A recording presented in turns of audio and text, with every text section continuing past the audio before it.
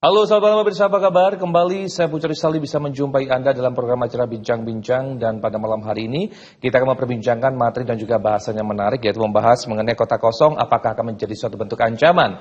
Sesuai dengan tema tersebut pemirsa, kami sudah mengundang dua narasumber kami yang sudah di studio dan juga satu narasumber kami yang terhubung via Zoom. Tapi sebelum kita berbincang-bincang mengenai bahasan ini, kita kasih simak terlebih dahulu video berikut ini.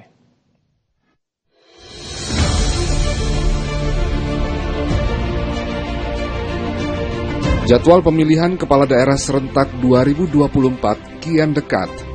Fenomena kota kosong menjadi warna baru dalam pilkada serentak tahun ini yang terjadi di 5 wilayah di Jawa Timur ini pun perlu menjadi kewaspadaan lawan baru bagi pasangan calon.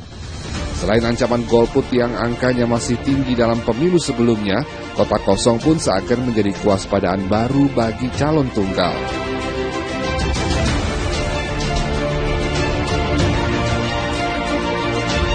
Di antaranya di Ngawi, paslon petahana Oni Anwar Harsono dan Dwi Rianto belum mendapatkan lawan di pilkada nanti. Kasus sama juga terjadi di Surabaya. 16 partai politik yang punya kursi maupun yang non-parlemen berbondong mendukung paslon petahana Eri Cahyadi Armuji. Sementara di Gresik, Bupati Fandi Ahmad Yani menggandeng rivalnya 5 tahun lalu, Ketua DPC Gerindra Gresik, Asluhul Alif. Padahal Alif pernah menyatakan tidak akan menjadi calon wakil bupati. Di Kabupaten Trenggalek, petahana Muhammad Nur Arifin menggandeng Syah Muhammad Nata Negara. Dan yang terakhir, paslon Cawali dan Cawawali Kota Pasuruan, Adi Wibowo dan Nawawi, juga dipastikan menjadi calon tunggal. Beberapa daerah itu kebetulan calon tunggal, saya khawatir kemudian yang kebetulan tidak berseiring dengan calon tunggal, kemudian mereka tidak hadir ke TPS. Lantas apa yang menyebabkan kondisi calon tunggal melawan kota kosong terjadi dalam Pilkada Jawa Timur?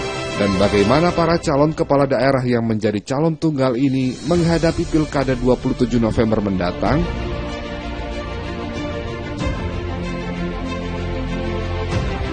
Akankah lawan kota kosong ini menjadi keuntungan mencapai kemenangan tanpa lawan, atau justru menjadi bayang-bayang ancaman kekalahan? Baik pemirsa, kita kembali ke studio masih dengan bahasan kita pada malam hari ini membahas mengenai kota kosong apakah menjadi suatu bentuk ancaman. Sesuai dengan informasi ada di awal bahwasanya kami sudah mengundang dua narasumber kami di studio untuk bisa berbincang langsung dengan tema bahasan kita pada kesempatan malam hari ini. Saya akan menyapa terlebih dahulu, yang pertama sudah hadir Pak Surohim Abdul Salam selaku pengamat politik. Selamat malam. Selamat malam. Ya, senang bisa berjumpa malam hari ini. Ya, ini kali ketiga kita berjumpa kembali Pak ya. Masih membahas dengan topik dan juga bahasa yang sama. Dan di samping beliau sudah hadir Bapak R. Haryadi Nugroho selaku Aliansi Surabaya Maju 2024. Selamat malam Pak Haryadi. Malam. Ya, senang bisa berjumpa. Ini pasca landing dari Jakarta sepertinya ya. Iya, baik. Ada bahasa yang kita akan bahas pada malam hari ini. Dan nanti kita akan mengundang salah satu narasumber kami, yaitu Bapak Eka Wisnuwardana selaku Komisioner KPU Jawa Timur, yang nanti akan terhubung melalui via Zoom pemirsa. Dan pemirsa, kita akan kembali berbincang sedikit saja bahasan untuk pemanas terlebih dahulu Pak Surohim ya, terkait mengenai bahasan kota kosong apakah menjadi suatu bentuk ancaman. Silakan. Ya, kota kosong sah. Karena bagian dari ruang untuk menyediakan pilihan demokrasi untuk pemilih ya.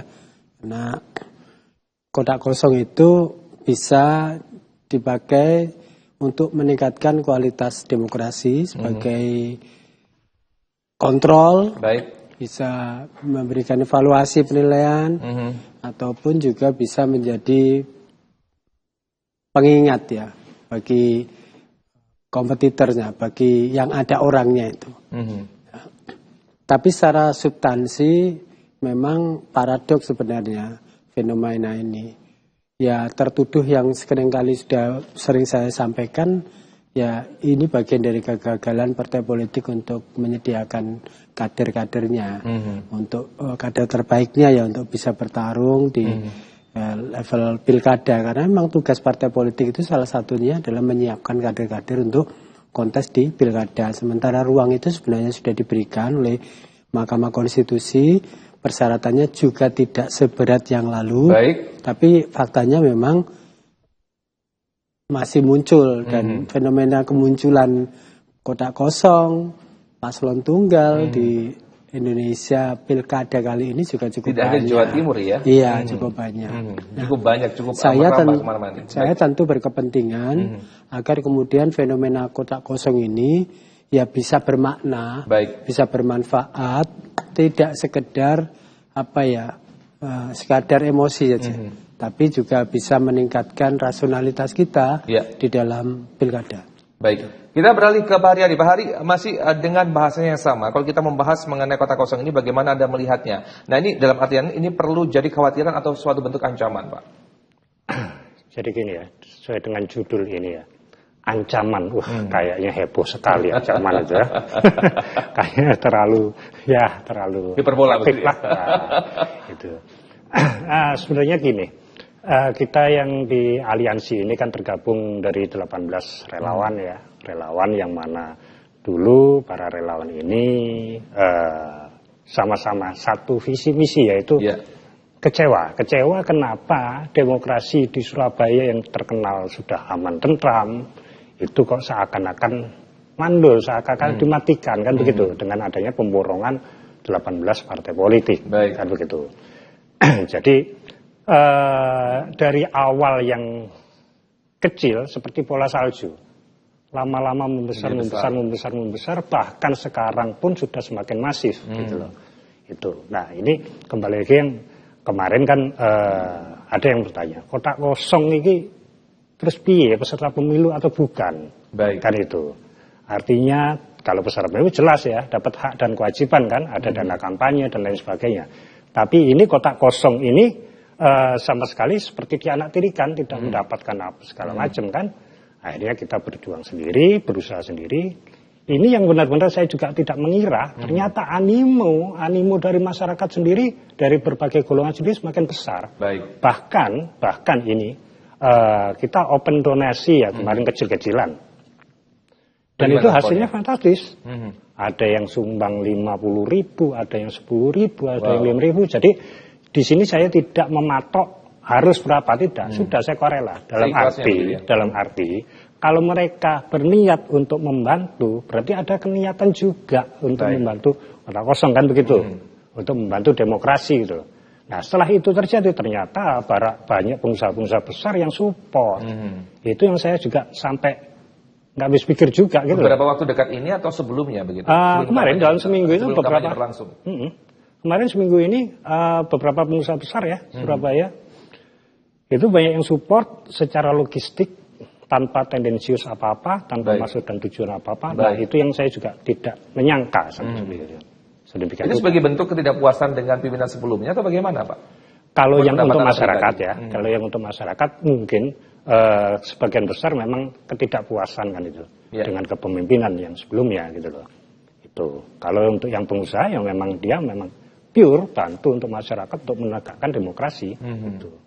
Oke, baik. Jadi kita bisa melihat bahwasanya hal ini adalah merupakan suatu hal yang boleh dikatakan perjuangannya tidak sia-sia. Dalam arti kata ada respon yang cukup baik dari masyarakat terkait hal tersebut, dan kita berbicara mengenai progres, Pak. Sejauh ini progresnya, perkembangan Anda terkait mengenai menyuarakan kotak kosong bagaimana sejauh ini? Kalau kotak kosong ini yang progres yang kita jalani, ya ini kan kemungkinan untuk jumlah TPS kita 5.000 sekian ya. Kita sudah dapat data real dari para relawan itu untuk saksi TPS, meskipun kita nggak tahu diakomodir atau tidak kan itu saya juga belum tahu ya.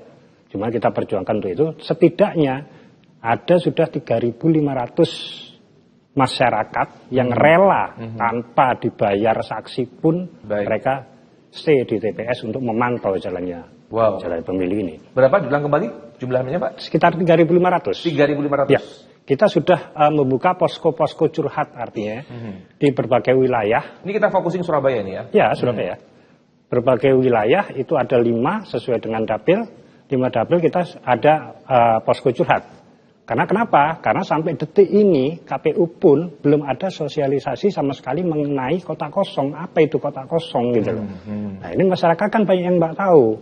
Saya jalan ke kampung-kampung ternyata aku gak seneng sama paslon, ya wes aku di rumah saja, saya nggak nyoblos. Nah ini kan tidak benar.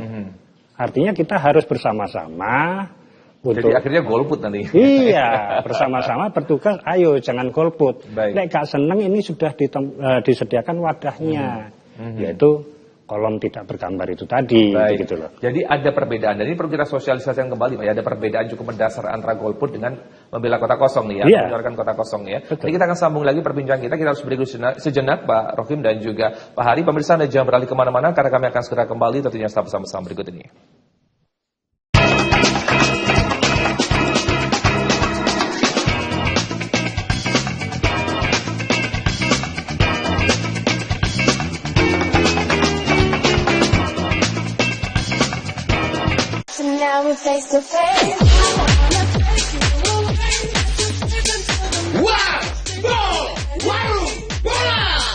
Update klasmen Liga Indonesia, top skor dan pemain terbaik, berita-berita seputar lapangan hijau. Kami sajikan dengan gaya khas untuk Anda. Warbo, setiap Kamis sampai Sabtu jam 21 waktu Indonesia Barat. Hanya di Cowpos TV. Update Makan Wena hadir menemani sore Anda dengan ragam menu pilihan yang bisa menjadi referensi jelajah pengalaman kuliner Anda. Oh, udah makan, udah geleng-geleng tadi. Ditemani host kita Juno Haha. Update Makan Wena setiap hari pukul 15.30 waktu Indonesia Barat. Hanya di Cowpos TV. Oke, tetap saksikan Update Makan Wena. Lolos.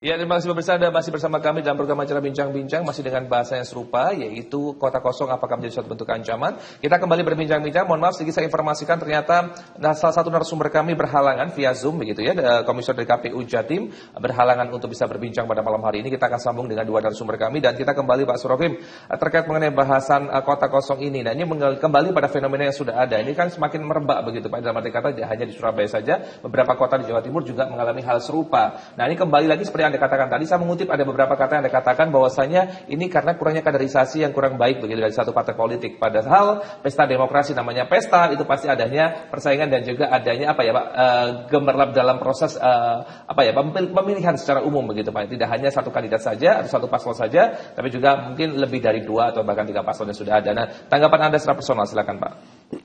Ya, sebenarnya fenomena kotak kosong itu yang disasar pertama sebenarnya kan partai politik ya, karena partai politik dianggap tidak mampu untuk mengusulkan kandidatnya untuk bertarung. Akhirnya kemudian yang terkena efek apa? Ya kandidat yang kemudian maju. Jadi dia kena ban-banan dari fenomena itu. Nah, kalau kita melihat case selama ini, ya harus diakui agak berat ya bisa mengalahkan kandidat yang dalam tanda kutip normal ya, tidak bermasalah atau tidak melakukan pengadangan atau mungkin mobilisasi yang masif gitu ya.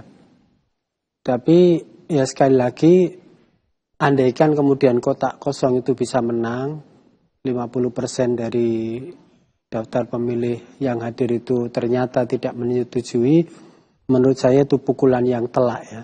Pertama ya untuk partai pengusung, yang kedua juga untuk kandidat. Dan itu akan betul-betul menjadi aib ya bagi partai politik dan kandidat. Tentu ya saya secara pribadi berharap pemilu ini mahal. Baik. Dan bukan main-main. Jadi kendati pun ini absah secara regulasi, secara hukum, ya bahkan kenyataannya memang sulit, tapi kalau seandainya ada kejadiannya seperti itu betul-betul akan memukul kita semuanya. Karena itu tentu saya berharap dalam konteks pilkada kali ini, siapapun yang kemudian maju melawan kotak kosong, tentu harapan saya tidak perlu harus merasa berbesar diri terlebih dahulu, karena jangan-jangan ada silent majority yang kemudian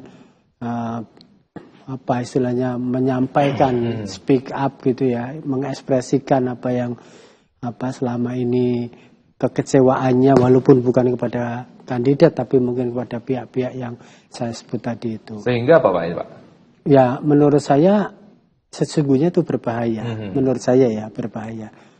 Tapi secara teknis matematika, kotak kosong sangat sulit untuk bisa menang. Dengan pemilih di atas 200.000 sangat sulit. Karena ya tadi itu ya, ada faktor-faktor lain yang memang, apalagi seperti Surabaya ini kan, gabungan partai politik 18 itu juga bukan sedikit ya, besar sekali. Nah, pemilih yang hampir 2.800.000 lah yang datang ke TPS itu juga besar sekali. Rasa-rasanya memang kalau tidak ada force major begitu, rasa-rasanya akan sulit. Tetapi sekali lagi, yang namanya pilihan orang bisa saja muncul. Dan mungkin aktivis yang ingin mengingatkan ya, terutama memberi pelajaran kepada partai politik, memberi pelajaran kepada kandidat, akhirnya akan bisa muncul fenomena pembela kotak kosong itu. Gitu. Baik. Nah, Pak Hari, menyambung yang disampaikan oleh Pak Asrohim tadi bahwasanya potensi untuk bisa menangkan paslon yang sudah ada di kotak kosong ini kan secara matematik ini kan sangat kecil sekali. Nah, menurut pendapat Anda pribadi bagaimana? Apa yang membuat Anda begitu termotivasi hingga sampai saat ini? Kalau sudah melihat nanti ujung pangkalnya adalah bahwasanya nanti akan menjadi percuma dimenangkan tetap paslon, apalagi melihat gabungan partai politik atau mesin politik yang bekerja cukup banyak sekali dalam hal ini. Tanggapan Anda, silakan. Kalau saya melihatnya bahwa justru potensi, asalkan ya, ini saya garis bawah lagi, asalkan kita diberlakukan yang sama, jujur dan adil, saya rasa target kita 80%. Itu, asalkan itu tadi. Nah, sekarang ini kan saya bolak-balik, ini juga sayang sekali, KPU juga tidak bisa hadir ya pada kesempatan ini. Saya hanya ingin menanyakan gini aja. Kemarin saya bilang lagi, bahkan saya juga sudah bersurat. Tapi sampai detik ini pun belum ada jawaban yang memuaskan gitu loh. Dalam arti, apakah kolom tidak bergambar kotak kosong ini sebagai peserta pemilu atau tidak? Itu dulu. Tidak ada jawaban sama sekali? Sama sekali. Saya bikinkan surat pernyataan. 2. Yang satu, bahwa KPU menyatakan bahwa kolom tidak bergambar adalah sah sebagai peserta pemilu. Yang satu adalah surat pernyataan bahwa kolom tidak bergambar tidak termasuk dalam peserta pemilu. Itu saya sodorkan, silakan tanda tangani. Yang mana ini kan simpel, itu aja. Sampai detik ini belum ada jawaban gitu loh. Nah, padahal kan kita tahu ya, dengan kontestasi pemilu ya, apalagi kemarin habis pileg, yang ada saksinya aja di TPS aja banyak sekali kecurangan, apalagi yang tidak ada saksinya gitu loh. Nah ini, kita itu di sini banyak sekali tanda kutip tim-tim atau penyelenggara yang tukang sulap, tukang sihir kan gitu. Kan begitu, gitu loh. Nah terus seandainya di lapangan kita sudah menemukan kecurangan, legal standing kita apa? Apakah kita berhak untuk melaporkan? Atau seperti apa? Apakah kita berhak juga untuk menggugat? Itu yang pertama. Yang berikutnya adalah bahwa kolom tidak bergambar atau kotak kosong itu kan sebagai wadah yang di situ, yang mana di situ perwakilan dari masyarakat seluruh Surabaya gitu loh. Makanya ini kan saya gugat ke MK Judicial Review mengenai tata cara penghitungan pemenang gitu loh. Nah, yang fair adalah bahwa sekalian juga saya sampaikan di sini, bahwa apabila calon tunggal ini bisa mendapatkan legitimasi dari masyarakat, fair kan? Legitimasi ya, artinya legitimasi itu untuk seluruh masyarakat, maka dia harus bisa memperoleh suara 50+1 dari suara DPT, bukan suara sah yang hadir begitu loh. Nah sekarang kita tahu sendiri angka golput di Surabaya juga cukup tinggi gitu loh. Saya rasa itu hal yang mudah buat mereka. 18 parpol plus anggaran kampanye yang fantastis. Saya rasa tidak susah lah menyuruh yang golput untuk datang ke TPS nyoblos mereka, kan begitu. Itu nih yang saya harapkan. Baik, nah ini tidak semua orang berani speak up seperti Anda bersama dengan teman-teman Anda secara personal begitu. Apa yang sebenarnya memotivasi Anda basic dari awal begitu Pak? Melihat perjuangan Anda ini nafasnya kan harus panjang begitu Pak. Jadi kalau saya berjuang ini hanya memang pure untuk demokrasi supaya bisa berjalan. Itu aja sih, nggak ada lain-lainnya. Yang kedua adalah saya banyak sekali mendengar keluhan dari masyarakat tentang ketidakpuasan, bahkan ada unek-unek dari warga yang masih belum bisa tertampung. Makanya kita kan ada posko pemenangan tuh. Pemenangan rumah curhat.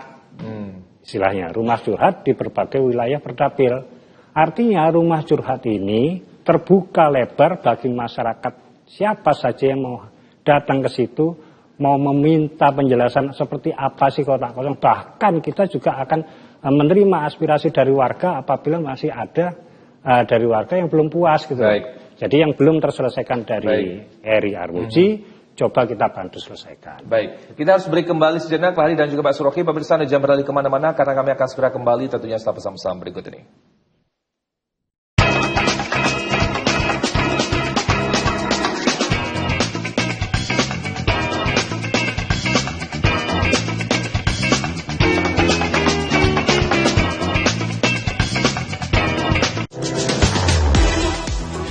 Deretan video lucu dan unik dari netizen yang viral di media sosial bakal bikin harimu lebih asik dan menarik. Lagi asik-asiknya main dorong-dorongan sama Besti yang naikin kursi roda, nggak taunya beneran kena batunya nggak tuh? BJPK, viral jempol, viral kocak. Hanya di Javos TV. Ya.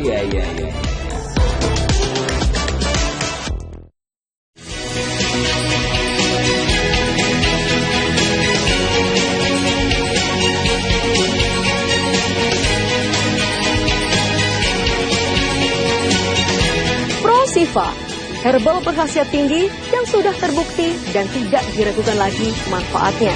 Tunggu apa lagi? Segera sembuhkan penyakit yang Anda derita dengan minum Pro Sifa.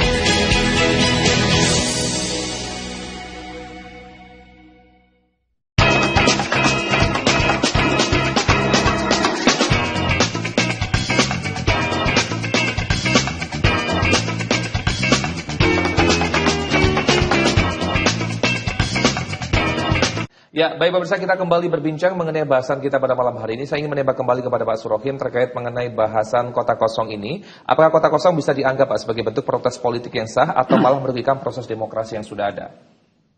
Agak sulit untuk memang mendefinisikan ini ya.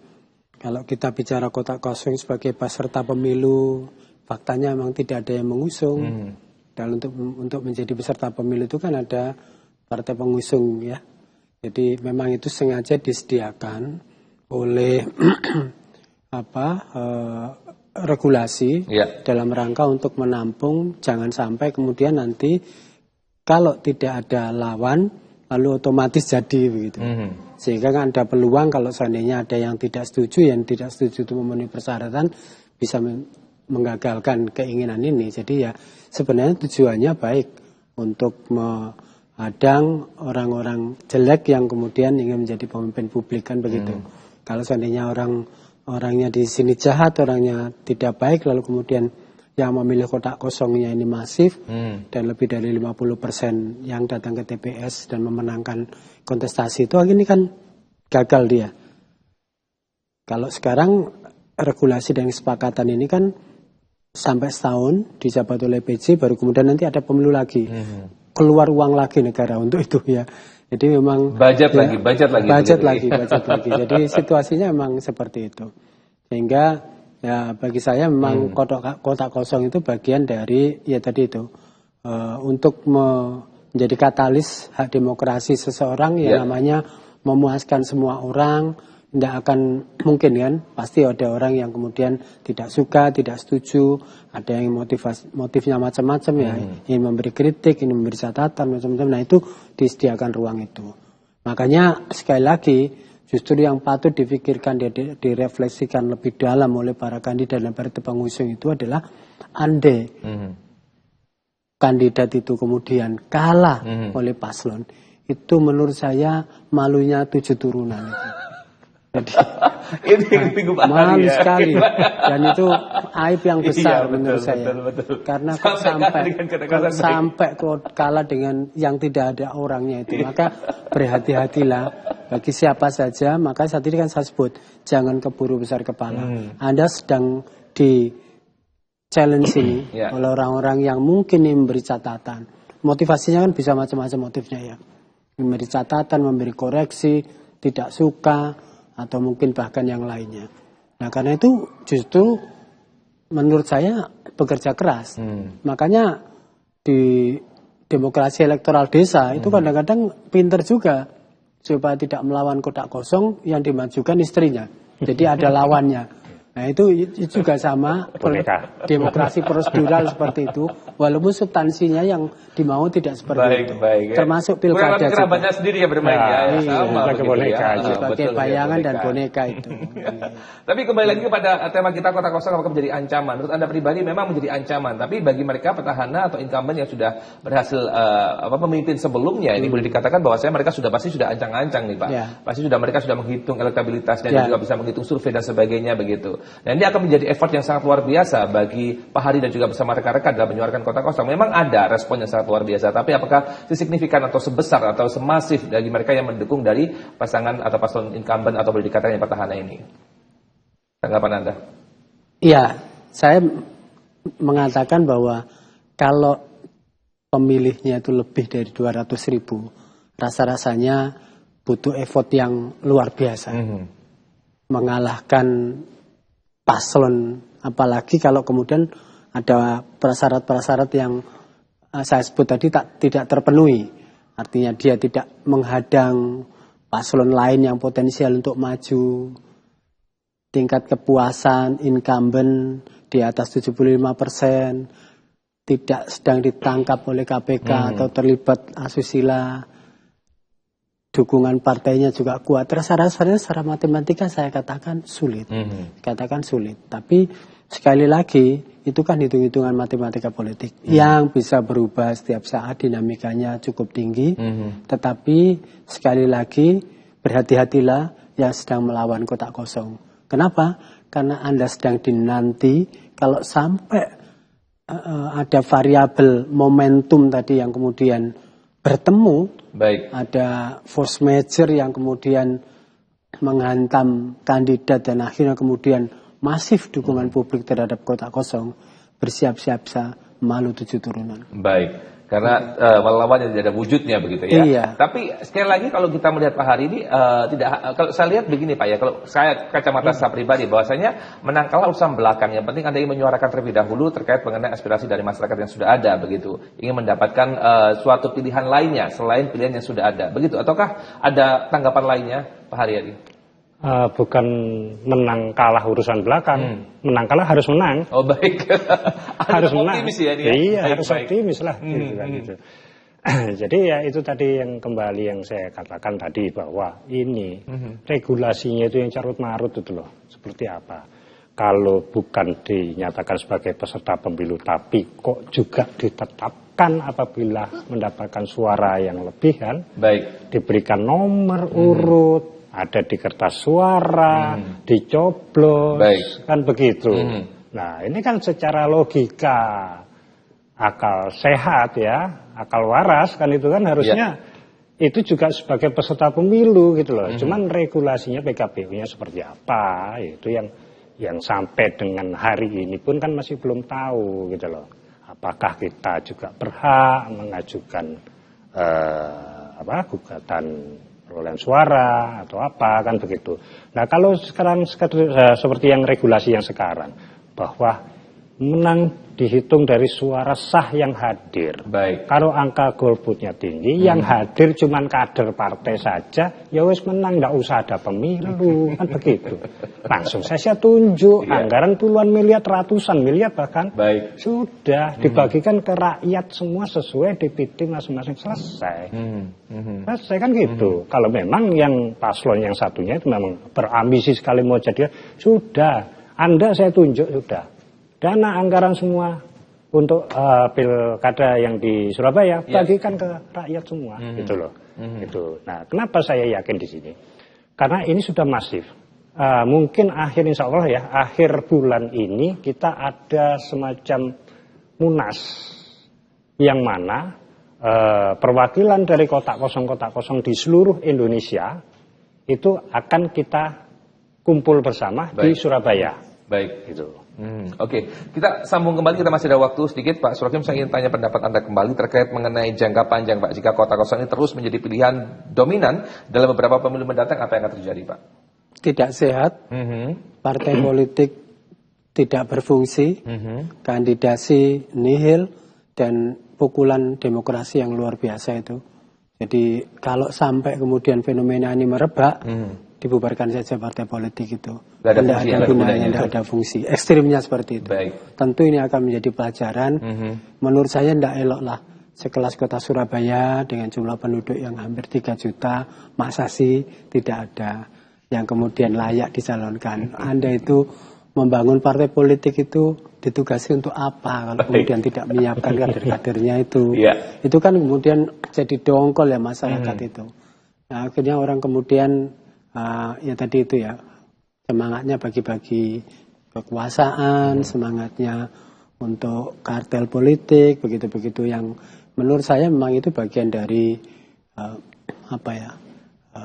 penyakit demokrasi yang semestinya memang harus disadarkan pada semua pihak. Saya pun kalau seandainya jadi kandidat yang melawan kota kosong, tidak ada kebanggaan dan kebahagiaan sama sekali. Jadi sebenarnya ya gregetnya tidak ada Pak ya. Iya. Tapi mungkin Pak Haryadi mungkin next ya, atau bisa mencalonkan diri Pak ya untuk perwakilan 1 dari Surabaya begitu Pak untuk maju ke depan. Apa itu? Untuk konsultasi yang sudah ada Pak. Ya independen ruangnya. Kalau saya enggak lah. Kalau saya untuk kepala daerah wali kota atau wakil wali kota enggak lah. Tapi kalau kepalanya wali kota ya mungkin saya pikirkan. Kepalanya wali kota loh ya. Nanti kita akan sambung lagi perbincangan kita. Pemirsa, kita harus break dulu sejenak. Pemirsa, ada jangan beralih kemana-mana, karena kami akan segera kembali tentunya sama-sama berikut ini.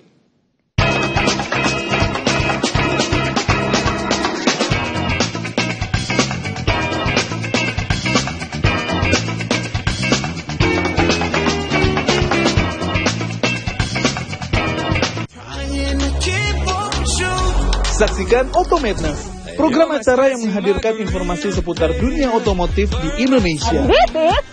Otomadness. Jadi semua tetap berbasis ke modifikasi. Perubahan-perubahan mulai bubut, kalau kita pakai LCD ini bisa dinaikin. Otomadness hanya di Jawa Post TV.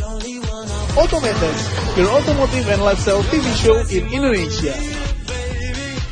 So now we're face to face.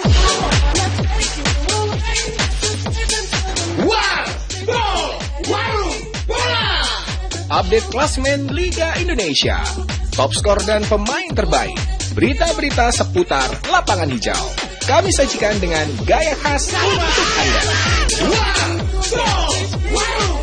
Warbo, setiap Kamis sampai Sabtu jam 21 waktu Indonesia Barat. Hanya di Jawa Post TV.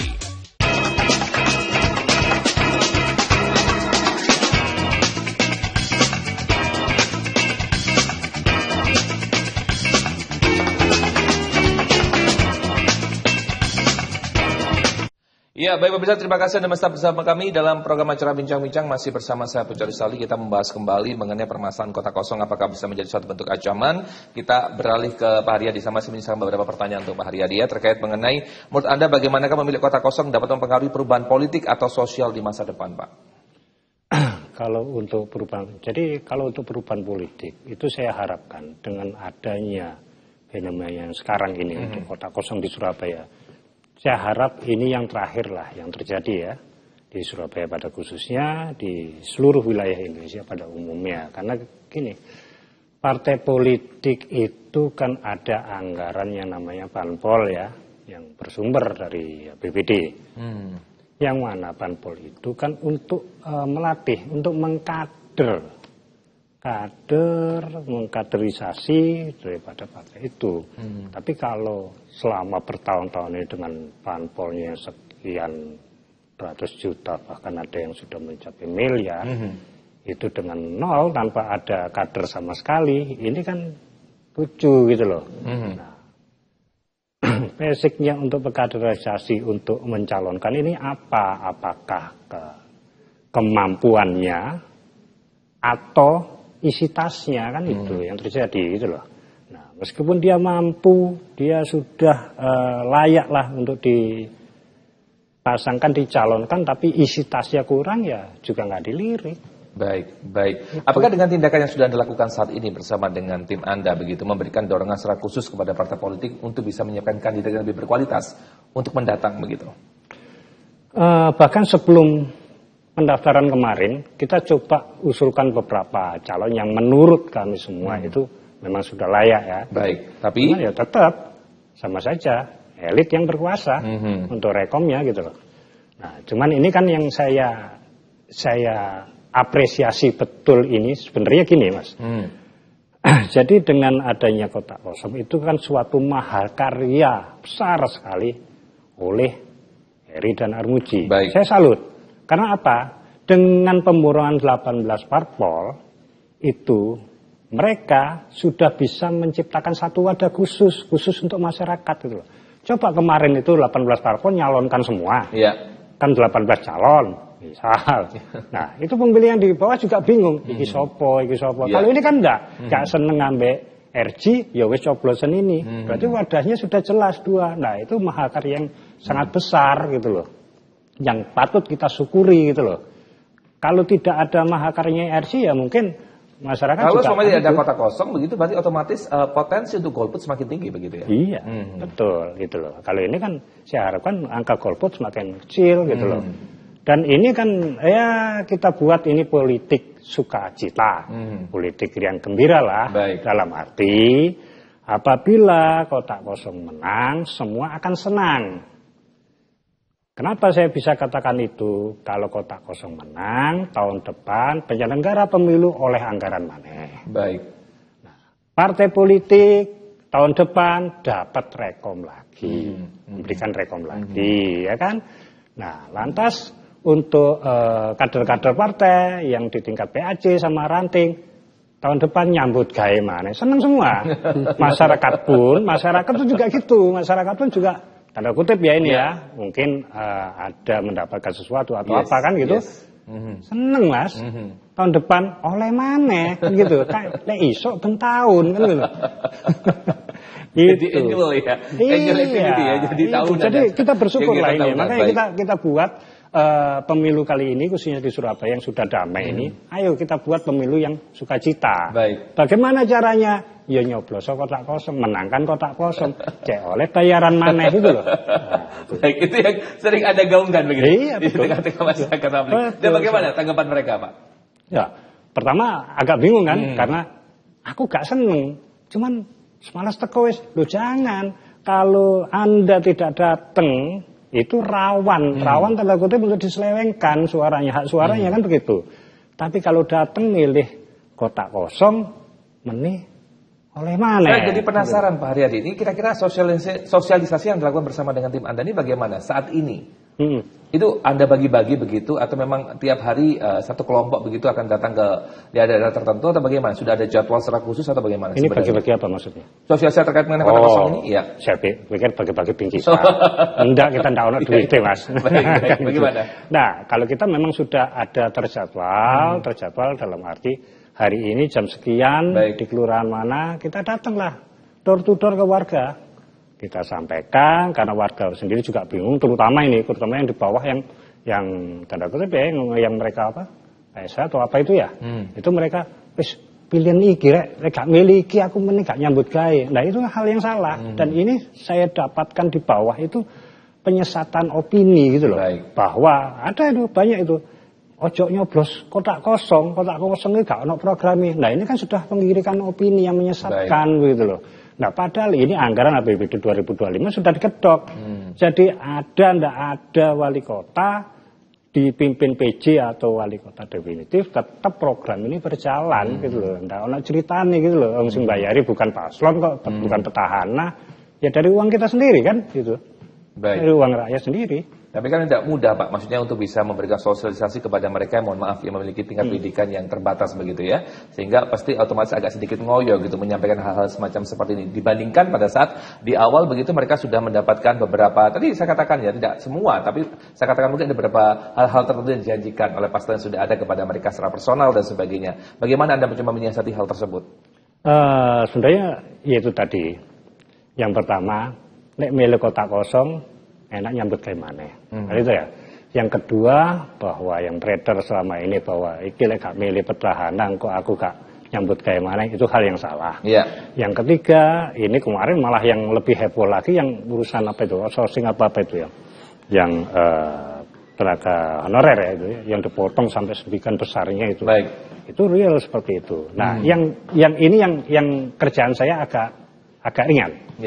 Bahwa kita kan tahu kemarin Pilpres perolehan suara Pak Prabowo di Surabaya itu signifikan sekali. Kita menang telak di sini, kan gitu. Nah, itu akan saya sosialisasikan, bukan akan, sudah saya sosialisasikan bahwa kalau ini kotak kosong yang menang, jenengan kemarin milih Sopo, kan gitu presidennya. Oh, milih Pak Prabowo, ya sudah, kita lebih percaya ke Pak Prabowo, kan itu. Kalau kotak kosong menang, maka yang menunjuk PJ secara tidak langsung adalah Pak Prabowo sebagai presiden terpilih melalui Mendagri, kan begitu. Nah, ini antusiasme warga semakin besar malah. Oh iya, saya lebih percaya ke Pak Prabowo timbang partai ngono ya jawabannya. Tidak pusing saya juga. Baik. Kita beralih ke Mas Rokim. Mas Rokim, kita masih ada waktu, Mas Rokim. Pertanyaan saya adalah, bagaimanakah pengaruh kotak kosong terhadap legitimasi kandidat terpilih dan juga stabilitas pemerintah, Pak? Ya, pertama hati-hati ya, kandidat yang sedang melawan kotak kosong. Tapi tentu saja kotak kosong itu muncul bisa jadi tidak hanya mengancam partai politik yang nekat tidak mencalonkan itu ya, tapi juga bisa jadi menurut pendapat saya karena faktor high cost politik. Jadi memang biaya politik itu cukup tinggi sehingga kemudian semua mengambil posisi realistis ya sudah, daripada keluar uang banyak kita mending mendukung untuk kemudian dapat sharing kekuasaan. Nah, logika seperti itu juga semestinya harusnya ya kemudian bisa diluruskan ya. Kita memang sedang berjuang masyarakat sipil ini untuk kemudian fenomena high cost politik itu tidak terlalu dominan ya, karena bisa jadi tidak beraninya orang melawan incumbent itu ya karena dibayang-bayangi oleh biaya politik yang tinggi itu, mahar politik, kartel-kartel yang kemudian di belakang layar mengkondisikan itu, akhirnya kemudian betul-betul high cost, sehingga hanya orang-orang nekat yang menurut saya kemudian memberanikan diri untuk mencalonkan menjadi kandidat pejabat publik melalui pilkada. Nah, negara sebenarnya diminta untuk intervensi, paling tidak membuat langkah progresif. Bagaimana sih caranya supaya pemilu legislatif, pemilu presiden dan termasuk pemilu kada ini tidak terlampau high cost? Bisa tidak ditekan biayanya? Bisa tidak kemudian memberi peluang supaya kemudian orang tidak grogi ya untuk ikut pilkada. Nah, saya kira kalau hal substantif seperti itu bisa diatasi, menurut pendapat saya, fenomena kotak kosong akan semakin kecil. Tapi kalau high cost politik ini masih kita pelihara terus-menerus, bahkan kita bangun dari waktu ke waktu, ya jangan harap kotak kosong akan kemudian bisa hilang signifikan, ya tambah akan banyak gitu.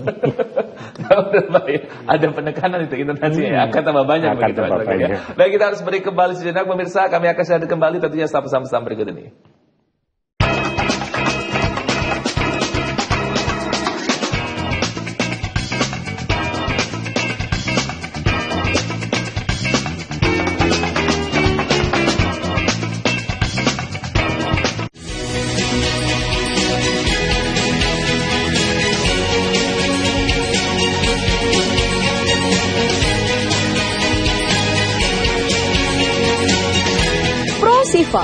Herbal berkhasiat tinggi yang sudah terbukti dan tidak diragukan lagi manfaatnya.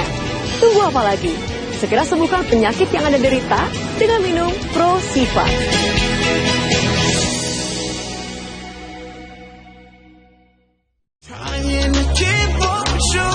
Saksikan Automadness, program acara yang menghadirkan informasi seputar dunia otomotif di Indonesia.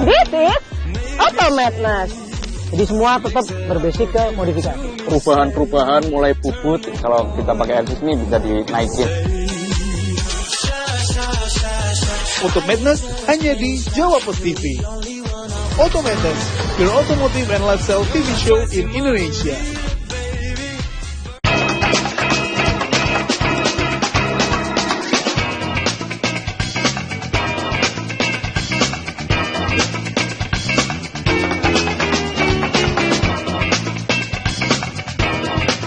Terima kasih pemirsa Anda masih bersama kami dalam program acara Bincang-Bincang, masih bersama saya Pucari Saldi. Kita kembali berbincang dengan dua narasumber kami. Ada beberapa pertanyaan yang saya ajukan terkait mengenai permasalahan kota kosong ini. Kalau kita berbicara mengenai kota kosong, saat ini sudah merebak di beberapa daerah di Jawa Timur, tidak hanya di Surabaya saja ya. Dan tentunya saya yakin tidak hanya Pak Hadi saja melakukan kegiatan sosialisasi dan juga penggalangan untuk menyuarakan suara kota kosong ini sendiri juga, tapi juga ada beberapa pihak-pihak lainnya juga yang melakukan hal serupa begitu. Ini bisa dilihat Pak, tidak hanya di Surabaya saja sepertinya Pak ya, di beberapa daerah juga ya. Bagaimana tanggapan Anda? Jadi kemarin dari medsos itu kan banyak ya. Jadi bermula dari medsos. Volunteer muncul nih Pak? Kenapa? Muncul volunteer begitu? Ya. Jadi mereka dari daerah mana itu Brebes, Jawa Tengah dan sebagainya itu yang kota kosong itu bermunculan di situ. Coba kita kontak mereka. Gitu. Nah ternyata mereka juga responsif sekali.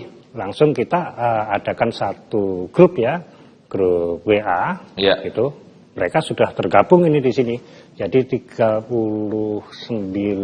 kota itu.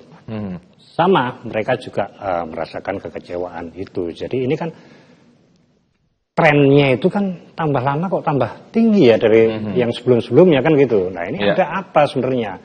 Nah ini yang harus sebenarnya harus ada regulasi ya. Paling tidak partai politik itu ada sanksinya bagi daerah yang menciptakan kota kosong. Gitu. Karena ini kan pengaruhnya di anggaran juga gitu kan gitu. Nah, ini harus diberikan sanksi. Baik, kalau saya merespon optimisme Anda yang cukup tinggi, begitu Pak Hadi bersama dengan rekan-rekan, saya mencoba untuk berandai-andai, bukan berandai, tapi kita harapkan itu menjadi kenyataan sesuai dengan harapan Anda secara personal, begitu ya.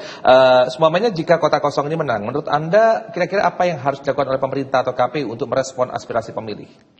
Kalau untuk merespon, ya itulah demokrasi kan. Kalau menang berarti kan demokrasi ini memang berjalan kan begitu. Baik. Nah, jadi ya kita percayakan lagi lah kepada pimpinan tertinggi di negara ini yaitu Pak Presiden kan untuk menunjuk suatu PJ sehingga pembangunan di setiap wilayah itu masih tetap bisa berjalan sampai dengan diadakannya pemilu selanjutnya yaitu di tahun berikutnya kan begitu.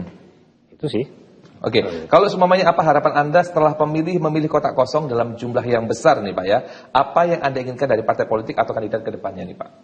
Yang jelas itu merupakan suatu tamparan yang sangat serius buat partai politik kan, kalau sampai kota kosong ya menang kan gitu. Berarti turunan akan malu, seperti Pak Rocky mengatakan tadi. Ya, bukan malu lagi. Sekarang pun menang ya malu, kalah juga tambah malu kan gitu. Dalam arti kan ini pelajaran buat mereka bahwa selama ini suara caleg, suara segala macam, suara partai itu kan berarti pada kemana gitu loh. Kalau sampai kota kosong ini yang menang kan gitu. Berarti tingkat kepercayaan masyarakat terhadap partai politik semakin berkurang. Baik, Pak Rohim, seberapa besar Pak nih pengaruh kampanye dan juga media dalam hal ini begitu mempengaruhi keputusan pemilih untuk memilih kota kosong? Ya, pemilu yang berkualitas itu kalau jumlah pemilu rasional kelas menengahnya kuat biasanya ya pemilunya akan bagus ya. Tapi potret masyarakat kita kan tidak selalu begitu ya. Jumlah pemilih rasional kita kan masih kalah ya dibandingkan dengan pemilih tradisional atau yang anut grup yuk ikut-ikutan gitu ya. Jadi memang itu menjadi hal yang biasa Pak di negara berkembang atau bagaimana ya, sebenarnya? Memang seperti itu fenomenanya. Tapi jangan hilang harapan lah bahwa pemilu kita masyarakat kita ini kan juga terlatih dari pemilu ke pemilu. Jadi kendati tidak ada sosialisasi sebenarnya masyarakat terlatih tahu cara memilih pemimpinnya itu layak atau tidak. Makanya memang penting kehati-hatian siapapun yang kemudian ikut kontes tadi di jabatan publik ini. Dan tentu kita berharap kota kosong ini tidak menciptakan pseudo demokrasi ya. Demokrasi semu yang seolah-olah demokrasi padahal ya enggak. Tapi itu kan ekses ya. Sebelumnya kan kemudian orang tidak percaya karena masih ada banyak permainan, high cost politik, penyelenggara yang tidak terpercaya, macam-macam begitu itu. Akhirnya itu yang kemudian memperbesar peluang orang kemudian tidak trust terhadap pemilu. Dan akhirnya kemudian ya salah satunya memang bisa dilampiaskan melalui kota kosong. Tapi sekali lagi ya ini kan kita sedang belajar menjalankan demokrasi. Apapun kemudian nanti yang akan muncul hasilnya, mari kita terima sebagai sesuatu yang menjadi hikmah. Termasuk kalau kemudian ternyata di luar perkiraan kita kotak kosong ini nanti jumlahnya signifikan, itu juga menjadi peringatan ya, early warning system yang harus betul-betul diperhatikan. Bahwa berapapun ini sekarang ini kan Pak Hari ini konsolidasi dan lain-lainnya, berapapun jumlahnya nanti itu adalah akan menjadi sinyal betapa siapapun incumbent yang kemudian sedang bertaruh itu harus betul-betul memperhatikan pesan tersembunyi tak terkatakan itu. Baik. Nah ini kita ada pertanyaan lanjutan Pak. Nih kira-kira apakah Anda nantinya begitu melihat adanya perubahan sikap masyarakat terhadap partisipasi politik akibat meningkatnya pengguna kota kosong sebagai pilihan, penggunaan kota kosong sebagai pilihan Pak? Ya fenomena di urban area ya, perkotaan, kan masyarakatnya biasanya kritis, akan lebih mudah untuk bisa kemudian dikonsolidasikan, diberikan kesadaran gitu ya. Apalagi mereka-mereka yang terpapar medsos cukup kuat, kalau informasi-informasi sebagaimana dipaparkan Pak Hari ini bisa tersampaikan dan mereka merasa kok rasional, masuk akal ya, bisa jadi dan seperti itu kemudian akan mematik gitu ya. Tapi ya sekali lagi ini kita kan sedang belajar, sekali lagi ya kita sedang belajar demokrasi dan kotak kosong ini bagian dari alternatif ya untuk menyediakan ruang itu. Maka tantangan saya justru bukan pada bagaimana kotak kosong ini akan signifikan, tapi bagaimana yang sedang bertarung melawan kotak kosong ini terus memantaskan dirinya, terus bisa memenuhi ekspektasi publik dan terus bekerja keras. Jangan sampai kemudian justru santai, ya pasrah gitu. Nah kalau seperti itu fenomenanya bisa kalah.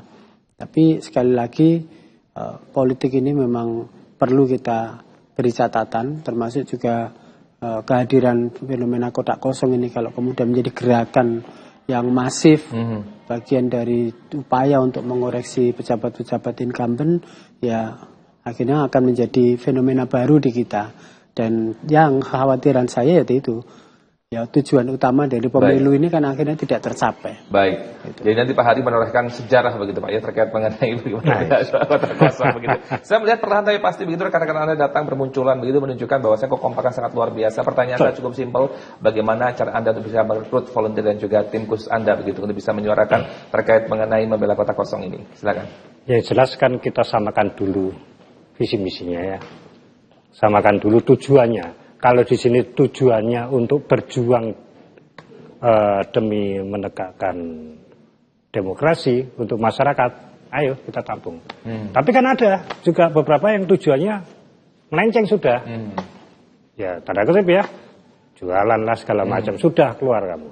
Berarti kan tidak satu tujuan gitu loh. Nah kalau memang tegas dalam hal itu, tegas sekali, karena ini memang untuk rakyat itu tidak boleh tidak tegas, harus tegas, kan gitu. Jadi ya kita samakan visi misinya, ayo berjuang bersama. Bahkan awal nih, ini saya bocori dikit. Awal untuk bikin APK untuk segala macam. Loh ada sih nggak ada mas, nggak ada cincin apa gelangi bojone ada. Itu saya salut, bener ada. Kalau mau bukti ada. Baik. Orangnya. Nah, mohon maaf tanpa mengurangi hormat nih Pak Hari sebelum kita break begitu untuk meluruskan apa yang sudah terjadi begitu. Apakah ada kepentingan khusus yang dibawa oleh pihak Anda bersama dengan rekan-rekan terkait mengenai membela kota kosong atau menyuarakan suara kota kosong ini Pak? Kalau kepentingan khusus tidak ada, kita hanya ingin adanya perubahan di Surabaya yang menurut kami selama ini masih banyak kekurangan gitu loh. Contohnya kemarin kita dapat masukan juga dari beberapa elemen yang surat hijau ya segala macam. Itu kalau saya lihat juga penyerang mereka juga lucu gitu loh. Jadi dia memiliki yang sudah SHM ternyata tanpa PPAT berubah menjadi asetnya Pemkot. Ada di beberapa daerah yang juga seperti itu. Bahkan ini banyak aturan-aturan kemarin dari masyarakat yang mengadu ke kami, ada banyak aturan-aturan yang dilanggar gitu loh. Contoh untuk IMB ya, IMB itu kan ada harus ada alas haknya di situ. Bagaimana bisa terbit IMB tanpa didasari oleh alas hak gitu loh. Baik. Nah ini banyak yang dilanggar. Baik. Nanti kita akan sambung lagi. Kita masih menyisakan satu segmen. Pemirsa Anda jangan beralih kemana-mana karena kami akan segera kembali tentunya sama-sama berikut ini.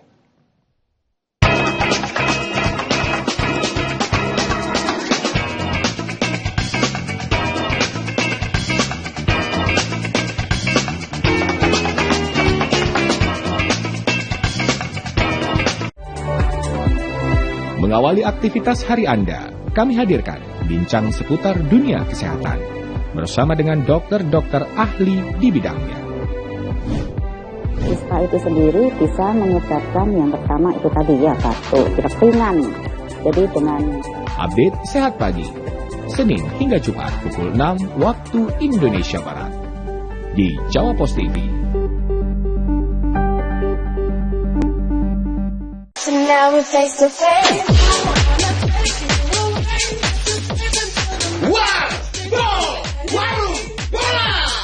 Update klasmen Liga Indonesia, top skor dan pemain terbaik, berita-berita seputar lapangan hijau. Kami sajikan dengan gaya khas untuk Anda. Warbo, setiap Kamis sampai Sabtu jam 21 waktu Indonesia Barat. Hanya di Jawa Post TV.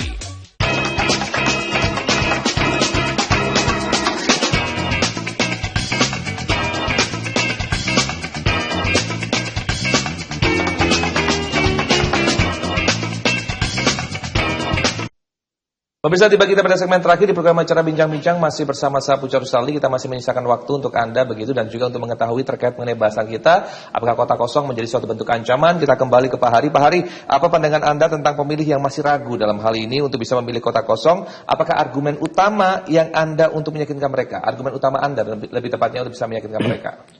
Kalau argumen saya, apabila Anda kepingin adanya perubahan yang selama ini cuman gini-gini aja di Surabaya, ya oke. Kita menangkan kota kosong gitu loh. Kita percayakan kepada presiden terpilih gitu. Karena itu sudah terbukti kemarin itu kita berapa persen, 57 atau 58% itu di Surabaya. Ya itu ya. Kalau kepingin adanya perubahan ya menangkanlah kota kosong kan itu. Baik. Tanggapan Anda, Pak Surahim? Kota kosong itu istilah saya adalah suara yang tak terkatakan. Berbahaya kalau kemudian bisa sampai menang, dan saya pikir ini akan menjadi paradok demokrasi. Kendati absah itu secara regulasi, tapi menurut saya ya menjadi refleksi bersama. Mari kita bangun pemilu kita ini dengan cara yang elegan ya, dengan cara-cara yang bermartabat dan terhormat, termasuk efisiensi itu saya kira penting. Saya setuju. Untuk kali ini itu bagian dari pelajaran bersama. Tapi ke depannya partai politik khususnya harapan saya kembali untuk dituntut ya, untuk kemudian menyiapkan kader-kader terbaiknya agar kemudian kita punya alternatif pilihan terbaik ya, di pilkada itu, sehingga kemudian fenomena seperti ini menjadi last season ya yang sekarang ini, dan kita tentu berharap fenomena kotak kosong ini yang terakhir. Baik, itu harapan bersama ya. Baik, terakhir ada pesan yang Anda bisa sampaikan pada pemirsa Jawa Post TV, silakan Pak Hari. Ya, pesan-pesan yang bisa saya sampaikan, ayo rek masyarakat Surabaya, datanglah ke TPS, jangan golput, datang kita rayakan pesta demokrasi ini secara sukacita, datang ke TPS. Lek gak seneng ambek petahana, coblosen kota kosong. Itu, kita buat pemilu ini jangan sampai golput ini ya. Jangan sampai golput. Jadi tetap datang ke TPS, lek gak seneng ambek petahana, coblosen kota kosong. Nah ini saya juga ikut sosialisasi, kudunya dibayar gitu kan. Ya itu, yang belum dilakukan oleh KPU kan. Nah, baik. Itu loh. Sampai saat ini KPU tidak merespon ya, apapun yang menjadi harapan Anda. Bersama dengan teman-teman. Tadi ini ada pawai juga, ya hanya ayo datang ke TPS serentak, tapi bagaimana itu tata cara pencoblosan kotak kosong itu, sopo, demit, topo, benda mati atau siapapun itu. Menurut Anda pribadi, kenapa KPU tidak merespon apa yang sudah menjadi unek-unek Anda bersama dengan rekan-rekan? Nah, ya itu yang saya juga nggak tahu gitu loh. Buktinya diundang juga nggak bisa hadir juga hari ini. Masa laku dengan saya? Enggak loh. Baik, saya lewati dulu ya. Saya itu siapa? Silakan, Pak Rahim ya. Ada mungkin disampaikan pada pemirsa Jawa Post TV, silakan Pak. Iya, fenomena kota kosong ini mari kita maknai sebagai bagian dari upaya untuk mendewasakan kita semuanya. Dan tentu kita tidak boleh hilang keyakinan dan harapan bahwa pemilu yang mahal ini memang harus bermakna. Kalaupun kemudian kotak kosong ternyata signifikan jumlahnya, anggap itu adalah bagian dari memberi tamparan yang keras ya, khususnya untuk incumbent. Dan jangan disepelekan suara-suara unvoiced itu, yaitu suara-suara diam yang menurut saya akan menjadi pesan yang luar biasa. Karena itu terlepas adanya konsolidasi atau kemudian campaign terkait dengan hal itu, berjuanglah.